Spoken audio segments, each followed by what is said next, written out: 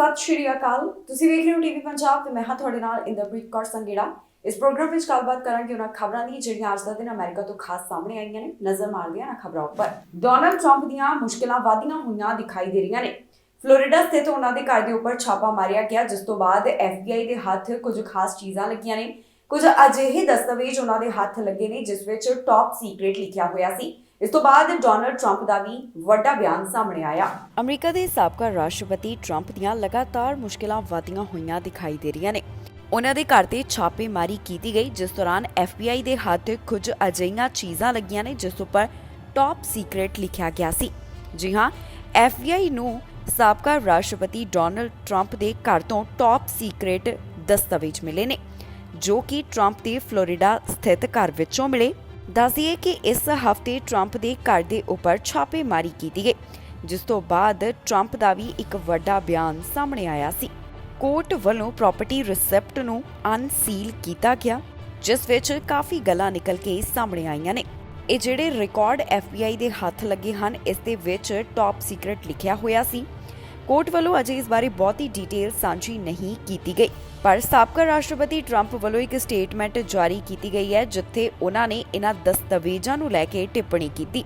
ਇਸ ਬਾਰੇ ਟਰੰਪ ਦਾ ਕਹਿਣਾ ਹੈ ਕਿ ਇਹ ਹੁਣ ਟੌਪ ਸੀਕ੍ਰੇਟ ਨਹੀਂ ਰਹੇ। ਜੇਕਰ ਉਹ ਚਾਹੁੰਦੇ ਨੇ ਤਾਂ ਉਹ ਇਹਨਾਂ ਨੂੰ ਜਸਟਿਸ ਡਿਪਾਰਟਮੈਂਟ ਨੂੰ ਦਿਖਾ ਸਕਦੇ ਹਨ। ਜ਼ਿਕਰਯੋਗ ਹੈ ਕਿ ਇਸ ਤੋਂ ਪਹਿਲਾਂ ਟਰੰਪ ਦਾ ਬਿਆਨ ਸਾਹਮਣੇ ਆਇਆ ਸੀ, ਜਿਸ ਵਿੱਚ ਉਹਨਾਂ ਨੇ ਕਿਹਾ ਕਿ ਅਗਲੀਆਂ ਚੋਣਾਂ ਉਹ ਨਾ ਲੜ ਸਕਣ, ਇਸ ਕਾਰਨ ਹੀ ਉਹਨਾਂ ਖਿਲਾਫ ਇਸ ਤਰ੍ਹਾਂ ਦੀ ਕਾਰਵਾਈ ਕੀਤੀ ਜਾ ਰਹੀ ਹੈ। ਟਰੰਪ ਨੇ ਇੱਥੋਂ ਤੱਕ ਕਹਿ ਦਿੱਤਾ ਕਿ ਪਹਿਲਾਂ ਕਿਸੇ ਵੀ ਸਾਬਕਾ ਰਾਸ਼ਟਰਪਤੀ ਨਾਲ ਇਸ ਤਰ੍ਹਾਂ ਨਹੀਂ ਹੋਇਆ ਜਿਸ ਤਰ੍ਹਾਂ ਮੇਰੇ ਨਾਲ ਕੀਤਾ ਜਾ ਰਿਹਾ ਹੈ। ਸਲਮਾਨ ਰਸ਼ਦੀ ਦੇ ਉੱਪਰ ਹਮਲਾ ਕੀਤਾ ਗਿਆ। ਇਹ ਹਮਲਾ ਉਹਨਾਂ ਉੱਪਰ ਨਿਊਯਾਰਕ ਵਿੱਚ ਹੋਇਆ, ਜਿਸ ਵੇਲੇ ਉਹ ਭਾਸ਼ਣ ਦੇਣ ਲਈ ਜਾ ਰਹੇ ਸਨ ਤੇ ਇਸ ਦੌਰਾਨ ਇੱਕ ਵਿਅਕਤੀ ਵੱਲੋਂ ਉਹਨਾਂ ਦੇ ਉੱਪਰ ਚਾਕੂ ਨਾਲ ਹਮਲਾ ਕਰ ਦਿੱਤਾ ਗਿਆ। ਸਲਮਾਨ ਰਸ਼ਦੀ ਦੇ ਉੱਪਰ 10 ਤੋਂ 15 ਵਾਰ ਚਾਕੂ ਨਾਲ ਵਾਰ ਕੀਤੇ ਜਾਣ ਦੀ ਖਬਰ ਸਾਹਮਣੇ ਆ ਰਹੀ ਹੈ। ਹਸਪਤਾਲ ਵਿੱਚ ਉਹਨਾਂ ਨੂੰ ਭਰਤੀ ਕਰਵਾਇਆ ਗਿਆ। ਇੱਕ ਵੱਡੇ ਲੇਖਕ ਤੇ ਨਿਊਯਾਰਕ ਵਿੱਚ ਹਮਲਾ ਹੋਇਆ ਹੈ। ਜੀ ਹਾਂ, ਇਹ ਹਮਲਾ ਲੇਖਕ ਸਲਮਾਨ ਰਸ਼ੀਦੀ ਉੱਪਰ ਹੋਇਆ, ਜਿਸ ਬਾਰੇ ਤਾਜ਼ਾ ਜਾਣਕਾਰੀ ਸਾਹਮਣੇ ਆ ਰਹੀ ਹੈ। ਦੱਸ ਦਈਏ ਕਿ ਨਿਊਯਾਰਕ ਵਿੱਚ ਲੇਖਕ ਸਲਮਾਨ ਰਸ਼ੀਦੀ ਉੱਪਰ ਹਮਲਾ ਕਰ ਦਿੱਤਾ ਗਿਆ। ਰਸ਼ੀਦੀ ਜਿਸ ਵੇਲੇ ਭਾਸ਼ਣ ਦੇਣ ਲਈ ਸਟੇਜ ਤੇ ਚੜ ਰਹੇ ਸਨ ਤਾਂ ਇੱਕ ਵਿਅਕਤੀ ਨੇ ਚਾਕੂ ਨਾਲ ਉਹਨਾਂ ਦੇ ਗਲੇ ਤੇ ਵਾਰ ਕਰ ਦਿੱਤਾ। ਹੁਣ ਤੱਕ ਇਸ ਮਾਮਲੇ ਬਾਰੇ ਜੋ ਜਾਣਕਾਰੀ ਮਿਲੀ ਹੈ, ਉਸ ਮੁਤਾਬਕ ਰਸ਼ਦੀ ਉੱਪਰ 10 ਤੋਂ 15 ਵਾਰ ਚਾਕੂ ਨਾਲ ਹਮਲਾ ਕੀਤਾ ਗਿਆ। ਰਸ਼ਦੀ ਫਰਸ਼ ਤੇ ਡਿੱਗ ਪਏ। ਇਸ ਦੌਰਾਨ ਵਿਅਕਤੀ ਨੂੰ ਗ੍ਰਿਫਤਾਰ ਕਰ ਲਿਆ ਗਿਆ, ਜਿਸ ਵੱਲੋਂ ਉਹਨਾਂ ਤੇ ਹਮਲਾ ਕੀਤਾ ਗਿਆ। ਪੁਲਿਸ ਦੇ ਦੱਸਣ ਮੁਤਾਬਕ ਰਸ਼ਦੀ ਨੂੰ ਹੈਲੀਕਾਪਟਰ ਰਾਹੀਂ ਹਸਪਤਾਲ ਭਰਤੀ ਕਰਵਾਇਆ ਗਿਆ। ਫਿਲਹਾਲ ਉਹਨਾਂ ਦੀ ਹਾਲਤ ਬਾਰੇ ਅਜੇ ਕੋਈ ਅਪਡੇਟ ਸਾਂਝੀ ਨਹੀਂ ਕੀਤੀ ਗਈ। ਇਸ ਤੋਂ ਇਲਾਵਾ ਕੁਝ ਲੋਕ ਜਿਹੜੇ ਮੌਕੇ ਵਾਲੀ ਥਾਂ ਦੇ ਉੱਪਰ ਮੌਜੂਦ ਸਨ, ਉਹਨਾਂ ਵੱਲੋਂ ਮਾਮਲੇ ਸੰਬੰਧੀ ਜਾਣਕਾਰੀ ਸਾਂਝੀ ਕੀਤੀ ਗਈ ਹੈ। ਇੱਕ ਚਸ਼ਮਦੀਦ ਵੱਲੋਂ ਦੱਸਿਆ ਗਿਆ ਕਿ ਕਿਸੇ ਨੂੰ ਪਤਾ ਹੀ ਨਹੀਂ ਲੱਗਾ ਕਿ ਇੱਥੇ ਕੀ ਵਾਪਰ ਗਿਆ ਅਤੇ ਕੁਝ ਹੀ ਮਿੰਟਾਂ ਸਕਿੰਟਾਂ ਵਿੱਚ ਇਹ ਸਾਰੀ ਘਟਨਾ ਵਾਪਰੀ, ਭਾਵ ਕਿ ਚਾਕੂ ਨਾਲ ਹਮਲਾ ਕਰ ਦਿੱਤਾ ਗਿਆ। ਦੱਸ ਦਈਏ ਕਿ ਰਸ਼ਦੀ ਵਿਚਾਰਾਂ ਦੀ ਆਜ਼ਾਦੀ ਵਾਸਤੇ ਲੰਬੇ ਸਮੇਂ ਤੋਂ ਬੋਲ ਰਹੇ ਹਨ ਅਤੇ ਇੱਕ NGO ਪੈਨ ਅਮਰੀਕਾ ਨਾਲ ਜੁੜੇ ਹੋਏ ਹਨ। ਇਸ NGO ਗਰੁੱਪ ਵੱਲੋਂ ਦੱਸਿਆ ਗਿਆ ਕਿ ਜਿਹੜਾ ਹਮਲਾ ਹੋਇਆ ਹੈ, ਉਸਨੇ ਉਹਨਾਂ ਨੂੰ ਕਾਫੀ ਜ਼ਿਆਦਾ ਚਿੰਤਾ ਵਿੱਚ ਪਾ ਦਿੱਤਾ। CEO ਵੱਲੋਂ ਇਸ ਬਾਰੇ ਬਿਆਨ ਜਾਰੀ ਕਰਦਿਆਂ ਕਿਹਾ ਗਿਆ ਕਿ ਅਮਰੀਕਾ ਵਿੱਚ ਇੱਕ ਸਾਹਿਤਕਾਰ ਉੱਪਰ ਜਨਤਕ ਹਿੰਸਕ ਹਮਲਾ ਨਿੰਦਣਯੋਗ ਹੈ। ਇਸ ਤੋਂ ਇਲਾਵਾ ਉਹਨਾਂ ਦਾ ਕਹਿਣਾ ਹੈ ਕਿ ਸਲਮਾਨ ਰਸ਼ਦੀ ਨੂੰ ਕਈ ਦਹਾਕਿਆਂ ਤੋਂ ਆਪਣੇ ਸ਼ਬਦਾਂ ਵਾਸਤੇ ਨਿਸ਼ਾਨਾ ਬਣਾਇਆ ਗਿਆ, ਪਰ ਉਹ ਕਦੇ ਵੀ ਝਿਜਕੇ ਨਹੀਂ ਅਤੇ ਨਾ ਹੀ ਉਹ ਝੁਕੇ। ਦੱਸ ਦਈਏ ਕਿ ਉਹਨਾਂ ਨੂੰ ਕਾਫੀ ਲੰਬੇ ਸਮੇਂ ਤੋਂ ਮੌਤ ਦੀਆਂ ਧਮਕੀਆਂ ਦਿੱਤੀਆਂ ਜਾ ਰਹੀਆਂ ਸਨ। ਰਸ਼ਦੀ ਦੀ 1988 ਵਿੱਚ ਜਿਹੜੀ ਕਿਤਾਬ ਆਈ, ਉਸ ਨੂੰ ਬਹੁਤ ਸਾਰੇ ਮੁਸਲਮਾਨਾਂ ਦੁਆਰਾ ਨਿੰਦਿਆ ਗਿਆ। ਦੁਨੀਆ ਭਰ ਵਿੱਚ ਉਹਨਾਂ ਦੇ ਖਿਲਾਫ ਕਈ ਪ੍ਰਦਰਸ਼ਨ ਵੀ ਕੀਤੇ ਗਏ ਸਨ। ਇਸ ਨਾਵਲ ਉੱਪਰ ਈਰਾਨ ਵਿੱਚ ਪਾਬੰਦੀ ਵੀ ਲਗਾ ਦਿੱਤੀ ਗਈ ਸੀ ਤੇ ਇੱਥੇ ਰਸ਼ਦੀ ਖਿਲਾਫ ਇੱਕ ਫਤਵਾ ਵੀ ਜਾਰੀ ਕੀਤਾ ਗਿਆ। ਰਸ਼ਦੀ ਨੂੰ ਮਾਰਨ ਵਾਲੇ ਕਿਸੇ ਵੀ ਵਿਅਕਤੀ ਲਈ 3 ਮਿਲੀਅਨ ਅਮਰੀਕੀ ਡਾਲਰ ਤੋਂ ਵੱਧ ਦਾ ਇਨਾਮ ਵੀ ਰੱਖਿਆ ਗਿਆ ਹੈ। ਰਸ਼ਦੀ ਨੂੰ ਜੋ ਜਾਨੋਂ ਮਾਰਨ ਦੀਆਂ ਧਮਕੀਆਂ ਮਿਲ ਰਹੀਆਂ ਸਨ, ਉਸੇ ਦੌਰਾਨ ਰਸ਼ਦੀ ਨੂੰ ਬ੍ਰਿਟਿਸ਼ ਸਰਕਾਰ ਦੇ ਇੱਕ ਸੁਰੱਖਿਆ ਪ੍ਰੋਗਰਾਮ ਅਧੀਨ ਸੁਰੱਖਿਆ ਲੈਣੀ ਪਈ। ਬੱਚਿਆਂ ਬਾਰੇ ਬੜੀ ਹੈਰਾਨ ਕਰਨ ਵਾਲੀ ਜਾਣਕਾਰੀ ਸਾਹਮਣੇ ਆਈ, ਜਿੱਥੇ ਦੱਸਿਆ ਗਿਆ ਹੈ ਕਿ ਬੱਚੇ ਜਿਹੜੇ ਅਨਵੈਕਸੀਨੇਟਡ ਬੱਚੇ ਨੇ, ਉਹਨਾਂ ਵਿੱਚ ਕੋਰੋਨਾ ਵਾਇਰਸ ਦਾ ਅਸਰ ਜ਼ਿਆਦਾ ਦੇਰ ਤੱਕ ਰਹਿੰਦਾ ਹੈ। ਇਸ ਬਾਰੇ ਇੱਕ ਸਟੱਡੀ ਕਰਵਾਈ ਗਈ, ਜਿਸ ਵਿੱਚ ਇਹਨਾਂ तमाम ਗੱਲਾਂ ਦਾ ਖੁਲਾਸਾ ਹੋਇਆ ਹੈ। ਕੋਰੋਨਾ ਵਾਇਰਸ ਬਾਰੇ ਇੱਕ ਹੈਰਾਨ ਕਰਨ ਵਾਲੀ ਜਾਣਕਾਰੀ ਸਾਹਮਣੇ ਆਈ ਹੈ, ਜੋ ਕਿ ਬੱਚਿਆਂ ਨਾਲ ਜੁੜੀ ਹੋਈ ਹੈ। US ਦੀ ਇੱਕ ਸਟੱਡੀ ਵਿੱਚ ਪਤਾ ਚੱਲਿਆ ਹੈ ਕਿ ਜਿਹੜੇ ਅਨਵੈਕਸੀਨੇਟਡ ਬੱਚੇ ਨੇ, ਉਹਨਾਂ ਨੂੰ ਕੋਰੋਨਾ ਵਾਇਰਸ ਦਾ ਖਤਰਾ ਜ਼ਿਆਦਾ ਦੇਰ ਤੱਕ ਰਹਿੰਦਾ ਹੈ। ਬੱਚਿਆਂ ਨੂੰ ਲੈ ਕੇ ਕੋਵਿਡ-19 ਨਾਲ ਜੁੜੀ ਹੋਈ ਇੱਕ ਛੋਟੀ ਜਿਹੀ ਸਟੱਡੀ ਕਰਵਾਈ ਗਈ, ਜਿਸ ਵਿੱਚ ਕਾਫੀ ਗੱਲਾਂ ਨਿਕਲ ਕੇ ਸਾਹਮਣੇ ਆਈਆਂ। ਟੈਕਸਸ ਦੇ ਰਿਸਰਚਰਸ ਵੱਲੋਂ 1813 ਬੱਚਿਆਂ ਨੂੰ ਟਰੈਕ ਕੀਤਾ ਗਿਆ। ਇਹ ਸਟੱਡੀ ਉਹਨਾਂ ਵੱਲੋਂ ਅਕਤੂਬਰ 2020 ਤੋਂ ਲੈ ਕੇ ਮਈ 2022 ਬਾਰੇ ਸਾਂਝੀ ਕੀਤੀ ਗਈ ਹੈ, ਜੋ ਕਿ ਡੈਲਟਾ ਅਤੇ ਓਮਿਕਰੌਨ ਦੀ ਵੇਵ ਦੌਰਾਨ ਸੀ। ਇਸ ਸਟੱਡੀ ਵਿੱਚ ਪਤਾ ਚੱਲਿਆ ਕਿ 4.5% ਅਜਿਹੇ ਬੱਚੇ ਸਨ ਜਿਨ੍ਹਾਂ ਨੂੰ 12 ਹਫ਼ਤਿਆਂ ਤੱਕ ਕੋਰੋਨਾ ਵਾਇਰਸ ਦੇ ਲੱਛਣ ਰਹੇ, ਜਦਕਿ 3.3% ਨੂੰ 12 ਹਫ਼ਤਿਆਂ ਤੋਂ ਵੀ ਵੱਧ ਸਮਾਂ ਲੱਛਣ ਰਹੇ। ਇਹਨਾਂ ਸਿੰਪਟਮਸ ਦੇ ਵਿੱਚ ਸਵਾਦ ਦਾ ਚਲੇ ਜਾਣਾ, ਖਾਂਸੀ ਹੋਣਾ ਤੇ ਸਾਹ ਵਿੱਚ ਤਕਲੀਫ ਹੋਣਾ ਸ਼ਾਮਿਲ ਹੈ।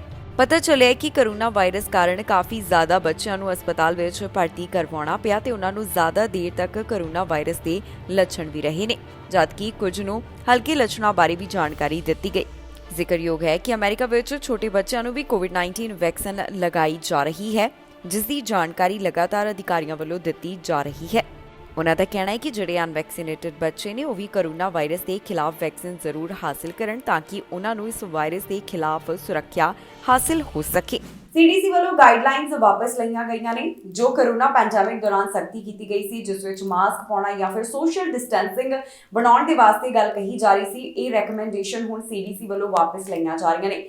ਦੱਸ ਦਈਏ ਕਿ ਅਮਰੀਕਾ ਵਿੱਚ ਬਾਕੀ ਦੇਸ਼ਾਂ ਵਾਂਗ ਹੀ ਪਾਬੰਦੀਆਂ ਲਗਾਈਆਂ ਗਈਆਂ, ਪਰ ਹੁਣ ਇਹਨਾਂ ਪਾਬੰਦੀਆਂ ਵਿੱਚ ਰਾਹਤ ਦਿੱਤੀ ਜਾ ਰਹੀ ਹੈ। ਅਮਰੀਕਾ ਵਿੱਚ ਬਹੁਤ ਸਾਰੀਆਂ ਕੋਰੋਨਾ ਪਾਬੰਦੀਆਂ ਹੁਣ ਖਤਮ ਕਰ ਦਿੱਤੀਆਂ ਗਈਆਂ ਨੇ। ਜਿਹੜੀਆਂ ਕੁਝ ਪਾਬੰਦੀਆਂ ਬਚ ਗਈਆਂ ਸਨ, ਉਹਨਾਂ ਨੂੰ ਖਤਮ ਕਰਨ ਦਾ ਐਲਾਨ ਕਰ ਦਿੱਤਾ ਗਿਆ। ਜੀ ਹਾਂ, ਸੀਡੀਸੀ ਵੱਲੋਂ ਕੁਆਰੰਟਾਈਨ ਡਿਸਟੈਂਸ ਵਾਸਤੇ ਜਿਹੜੀਆਂ ਰეკਮੈਂਡੇਸ਼ਨ ਜਾਰੀ ਕੀਤੀਆਂ ਗਈਆਂ ਸਨ, ਉਹਨਾਂ ਨੂੰ ਹੁਣ ਹਟਾ ਦਿੱਤਾ ਗਿਆ ਹੈ। ਇੱਥੋਂ ਦੇ ਟਾਪ ਪਬਲਿਕ ਹੈਲਥ ਏਜੰਸੀ ਵੱਲੋਂ ਕੋਰੋਨਾ ਵਾਇਰਸ ਦੌਰਾਨ ਜਿਹੜੀਆਂ ਗਾਈਡਲਾਈਨ ਜਾਰੀ ਕੀਤੀਆਂ ਗਈਆਂ, ਉਸ ਸੰਬੰਧੀ ਹੁਣ ਅਮਰੀਕਾ ਵਾਸੀਆਂ ਨੂੰ ਰਾਹਤ ਦੇ ਦਿੱਤੀ ਗਈ ਹੈ। Centers for disease control and prevention ਵੱਲੋਂ ਕਿਹਾ ਗਿਆ ਕਿ ਲੋਕਾਂ ਨੂੰ ਜੋ ਉਹਨਾਂ ਨੇ 6 ਫੁੱਟ ਦੀ ਦੂਰੀ ਬਣਾਉਣ ਦੀ ਸਲਾਹ ਦਿੱਤੀ ਸੀ, ਉਹ ਹੁਣ ਮੌਜੂਦਾ ਸਮੇਂ ਜਾਰੀ ਨਹੀਂ ਰਹਿਣ ਵਾਲੀ, ਭਾਵ ਕਿ ਇਸ ਨੂੰ ਖਤਮ ਕੀਤਾ ਜਾ ਰਿਹਾ ਹੈ। ਦੱਸ ਦਈਏ ਕਿ ਅਮਰੀਕਾ ਵਿੱਚ ਲੰਬੇ ਸਮੇਂ ਤੋਂ ਇਹ ਪਾਬੰਦੀਆਂ ਕੋਰੋਨਾ ਵਾਇਰਸ ਕਾਰਨ ਲਗਾਈਆਂ ਗਈਆਂ ਸਨ। ਹੁਣ ਪਤਾ ਚੱਲਿਆ ਹੈ ਕਿ 95% ਅਮਰੀਕਨਸ ਜਿਨ੍ਹਾਂ ਦੀ ਉਮਰ 16 ਸਾਲ ਤੇ ਇਸ ਤੋਂ ਵੱਧ ਹੈ, ਉਹਨਾਂ ਵਿੱਚ ਇਮਿਊਨਿਟੀ ਵਿਕਸਿਤ ਹੋ ਚੁੱਕੀ ਹੈ ਜਾਂ ਫਿਰ ਉਹਨਾਂ ਵੱਲੋਂ ਵੈਕਸੀਨ ਹਾਸਲ ਕੀਤਾ ਗਿਆ ਹੈ। ਇਸ ਬਾਰੇ ਏਜੰਸੀ ਵੱਲੋਂ ਡਿਟੇਲ ਦਿੱਤੀ ਗਈ। ਸੀਡੀਸੀ ਦਾ ਕਹਿਣਾ ਹੈ ਕਿ ਪੈਂਡੈਮਿਕ ਕਾਰਨ ਲਗਾਈਆਂ ਗਈਆਂ ਪਾਬੰਦੀਆਂ ਨੂੰ 2 ਸਾਲ ਤੋਂ ਵੱਧ ਦਾ ਸਮਾਂ ਹੋ ਗਿਆ ਤੇ ਹੁਣ ਉਹਨਾਂ ਨੇ ਇਸ ਸੰਬੰਧੀ ਰਾਹਤ ਦਾ ਐਲਾਨ ਕਰ ਦਿੱਤਾ ਹੈ।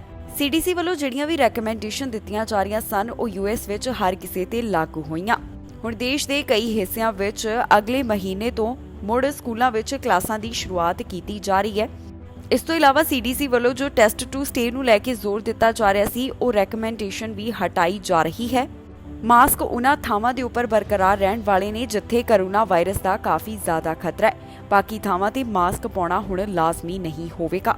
ਜ਼ਿਕਰਯੋਗ ਹੈ ਕਿ ਕੋਰੋਨਾ ਪੈਂਡੈਮਿਕ ਕਾਰਨ ਬਾਕੀ ਦੇਸ਼ਾਂ ਵਾਂਗ ਅਮਰੀਕਾ ਵਿੱਚ ਵੀ ਕੁਝ ਪਾਬੰਦੀਆਂ ਲਗਾਈਆਂ ਗਈਆਂ ਸਨ। ਹੌਲੀ-ਹੌਲੀ ਸਖਤ ਪਾਬੰਦੀਆਂ ਵਿੱਚ ਰਾਹਤ ਦਿੱਤੀ ਗਈ, ਪਰ ਫਿਰ ਵੀ ਕੁਝ ਪਾਬੰਦੀਆਂ ਅਜਿਹੀਆਂ ਸਨ ਜਿਨ੍ਹਾਂ ਨੂੰ ਅਜੇ ਵੀ ਜਾਰੀ ਰੱਖਿਆ ਗਿਆ। ਸੀਡੀਸੀ ਵੱਲੋਂ ਜਿਹੜੀਆਂ ਗਾਈਡਲਾਈਨਸ ਦਿੱਤੀਆਂ ਗਈਆਂ, ਉਹਨਾਂ ਨੂੰ ਵਾਪਸ ਲੈਣ ਦਾ ਫੈਸਲਾ ਕੀਤਾ ਗਿਆ ਹੈ। ਅਮਰੀਕਾ ਵਿੱਚ ਹੁਣ ਇਹ ਦੇਖਣ ਦੇ ਵਿੱਚ ਆ ਰਿਹਾ ਹੈ ਕਿ ਜ਼ਿਆਦਾਤਰ ਲੋਕਾਂ ਵੱਲੋਂ ਕੋਵਿਡ-19 ਵੈਕਸੀਨ ਹਾਸਲ ਕਰ ਲਈ ਗਈ ਹੈ, ਜਿਸ ਤੋਂ ਬਾਅਦ ਸੀਡੀਸੀ ਨੇ ਵੀ ਨਵਾਂ ਫਰਮਾਨ ਸੁਣਾ ਦਿੱਤਾ ਹੈ। ਹਾਇਓ ਤੇ ਇੱਕ ਅਜਿਹਾ ਮਾਮਲਾ ਸਾਹਮਣੇ ਆਇਆ ਜਿੱਥੇ ਸਸਪੈਕਟ ਨੂੰ ਪੁਲਿਸ ਦੀ ਗੋਲੀ ਲੱਗੀ ਹੈ। ਦੱਸਿਆ ਜਾ ਰਿਹਾ ਹੈ ਕਿ ਸਸਪੈਕਟ ਅਤੇ ਪੁਲਿਸ ਅਫਸਰ ਵਿਚਕਾਰ ਇੱਕ ਦੂਸਰੇ ਦੇ ਉੱਪਰ ਗੋਲੀਆਂ ਚੱਲੀਆਂ ਸਨ, ਜਿਸ ਤੋਂ ਬਾਅਦ ਸਸਪੈਕਟ ਦੇ ਗੋਲੀ ਲੱਗੀ ਤੇ ਉਸ ਦੀ ਮੌਤ ਹੋ ਗਈ। ਹਾਇਓ ਪੁਲਿਸ ਦੇ ਹੱਥੋਂ ਇੱਕ ਸਸਪੈਕਟ ਮਾਰਿਆ ਗਿਆ, ਜਿਸ ਬਾਰੇ ਅਧਿਕਾਰੀਆਂ ਵੱਲੋਂ ਜਾਣਕਾਰੀ ਸਾਂਝੀ ਕੀਤੀ ਗਈ ਹੈ। ਜਾਣਕਾਰੀ ਮੁਤਾਬਕ ਦੱਸਿਆ ਗਿਆ ਕਿ ਜਿਸ ਸਸਪੈਕਟ ਦੀ ਮੌਤ ਹੋਈ ਹੈ, ਉਸ ਕੋਲ ਹਥਿਆਰ ਵੀ ਸੀ। ਇਸ ਸਸਪੈਕਟ ਵੱਲੋਂ ਉਲੰਘਣ ਕੀਤਾ ਗਿਆ, ਜੋ ਕਿ ਪੁਲਿਸ ਦੇ ਹੱਥੋਂ ਮਰ ਗਿਆ। ਅਧਿਕਾਰੀਆਂ ਵੱਲੋਂ ਦੱਸਿਆ ਗਿਆ ਕਿ ਸਸਪੈਕਟ ਅਤੇ ਪੁਲਿਸ ਆਫੀਸਰ ਦੇ ਵਿਚਕਾਰ ਇੱਕ ਦੂਸਰੇ ਉੱਪਰ ਗੋਲੀਆਂ ਚੱਲੀਆਂ ਨੇ, ਜਿਸ ਵਿੱਚ ਸਸਪੈਕਟ ਦੀ ਮੌਤ ਹੋਈ। ਮਾਮਲੇ ਬਾਰੇ ਹਾਇਓ ਸਟੇਟ ਹਾਈਵੇ ਪੈਟਰੋਲ ਵੱਲੋਂ ਜਾਣਕਾਰੀ ਸਾਂਝੀ ਕੀਤੀ ਗਈ ਹੈ। ਉਹਨਾਂ ਵੱਲੋਂ ਦੱਸਿਆ ਗਿਆ ਕਿ ਇਸ ਵਿਅਕਤੀ ਨਾਲ ਨੈਗੋਸ਼ੀਏਟ ਕਰਨ ਦੀ ਕੋਸ਼ਿਸ਼ ਕੀਤੀ ਗਈ, ਪਰ ਇਸ ਦੇ ਨਤੀਜੇ ਸਹੀ ਨਹੀਂ ਨਿਕਲ ਸਕੇ। ਇਸ ਘਟਨਾ ਵਿੱਚ ਕਿਸੇ ਵੀ ਪੁਲਿਸ ਅਫਸਰ ਦੇ ਜ਼ਖਮੀ ਹੋਣ ਦੀ ਜਾਣਕਾਰੀ ਸਾਹਮਣੇ ਨਹੀਂ ਆਈ। ਸਸਪੈਕਟ ਦੀ ਪਹਿਚਾਣ ਵੀ ਪੁਲਿਸ ਵੱਲੋਂ ਜਨਤਕ ਕੀਤੀ ਗਈ, ਜਿਸ ਦੀ ਉਮਰ 42 ਸਾਲ ਦੇ ਕਰੀਬ ਤੇ ਨਾਮ ਰਿਕੀ ਦੱਸਿਆ ਜਾ ਰਿਹਾ ਹੈ। ਇਹ ਪੁਸ਼ਟੀ ਲਾਅ ਐਨਫੋਰਸਮੈਂਟ ਆਫੀਸ਼ੀਅਲ ਵੱਲੋਂ ਕੀਤੀ ਗਈ ਹੈ। ਇਸ ਸਸਪੈਕਟ ਨੂੰ 6 ਜਨਵਰੀ 2021 ਦੀ ਘਟਨਾ ਨਾਲ ਵੀ ਜੋੜ ਕੇ ਦੇਖਿਆ ਜਾ ਰਿਹਾ ਹੈ, ਜਿਸ ਬਾਰੇ ਅਧਿਕਾਰੀ ਗੱਲ ਕਰਦੇ ਹੋਏ ਦਿਖਾਈ ਦਿੱਤੇ। ਅਧਿਕਾਰੀਆਂ ਵੱਲੋਂ ਦੱਸਿਆ ਗਿਆ ਕਿ ਇਸ ਵਿਅਕਤੀ ਨੇ ਬਾਡੀ ਆਰਮਰ ਪਾਇਆ ਹੋਇਆ ਸੀ, ਜਿਸ ਦਾ ਪਿੱਛਾ ਹਾਈਵੇ ਉੱਪਰ ਕੀਤਾ ਗਿਆ। ਫਿਲਹਾਲ ਇਸ ਮਾਮਲੇ ਬਾਰੇ ਬਹੁਤੀ ਜਾਣਕਾਰੀ ਸਾਂਝੀ ਨਹੀਂ ਕੀਤੀ ਗਈ। ਪੁਲਿਸ ਵੱਲੋਂ ਇਸ ਸੰਬੰਧ ਵਿੱਚ ਵਧੇਰੇ ਜਾਂਚ ਪੜਤਾਲ ਕੀਤੀ ਜਾ ਰਹੀ ਹੈ ਤੇ ਉਹਨਾਂ ਨੇ ਵੀ ਬਹੁਤੀ ਡਿਟੇਲ ਅਜੇ ਜਨਤਕ ਨਹੀਂ ਕੀਤੀ। ਬਾਅਦ ਵਿੱਚ ਪੁਲਿਸ ਵੱਲੋਂ ਅਪਡੇਟ ਦਿੱਤੀ ਜਾਵੇਗੀ। ਹੁਣ ਤੱਕ ਦੀ ਅਪਡੇਟ ਵਿੱਚ ਇਹਨਾਂ तमाम ਗੱਲਾਂ ਦਾ ਜ਼ਿਕਰ ਕੀਤਾ ਗਿਆ, ਜਿਸ ਵਿੱਚ ਸਸਪੈਕਟ ਦੀ ਪਹਿਚਾਣ ਵੀ ਜਨਤਕ ਕਰ ਦਿੱਤੀ ਗਈ ਹੈ। ਇਹ ਸਨ ਕੁਝ ਖਬਰਾਂ ਜਿਹੜੀਆਂ ਅੱਜ ਦਾ ਦਿਨ ਅਮਰੀਕਾ ਤੋਂ ਖਾਸ ਸਾਹਮਣੇ ਆਈਆਂ। ਬਾਕੀ ਖਬਰਾਂ ਲਈ ਤੁਸੀਂ ਬਣੇ ਰਹੋ ਟੀਵੀ ਪੰਜਾਬ ਨਾਲ। ਫਿਲਹਾਲ ਮੈਨੂੰ ਇੰਦਰਪ੍ਰੀਤ ਕੌਰ ਸੰਗੇੜਾ ਨੂੰ ਦਿਓ ਇਜਾਜ਼ਤ।